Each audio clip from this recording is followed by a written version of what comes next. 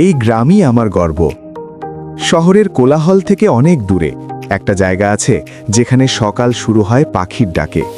ভোরের সূর্য যখন সবুজ ধান খেতে আলো ছড়ায় তখন মনে হয় এই তো আমার বাংলাদেশ। এই গ্রামে মানুষ এখনো হাসে মন খুলে। কৃষক বাবার ঘাম ঝরে মাঠে, সেই ঘামেই জন্ম নেয় আমাদের প্রতিদিনের ভাত। নদীর তীরে বিকেলের হাওয়া, কাঁচা রাস্তার ধুলো, বটগাছের ছায়া, সব মিলিয়ে গ্রাম যেন এক টুকরো শান্তি। কিন্তু সবকিছু এত সহজ নয়। এখনো অনেক গ্রামে নেই ভালো হাসপাতাল, নেই উন্নত শিক্ষা ব্যবস্থা। বর্ষার সময় কাঁচা রাস্তা হয়ে যায় কাদাময়, চলাচল হয় কঠিন। তবুও এই গ্রামই আমাদের শিকড়, এই মাটি আমাদের পরিচয়। গ্রাম বাঁচলে দেশ বাঁচবে। গ্রাম উন্নত হলেই বাংলাদেশ এগিয়ে যাবে নতুন স্বপ্নের পথে। চলুন আমরা সবাই মিলে গড়ে তুলি সুন্দর, সবুজ ও উন্নত গ্রাম বাংলা।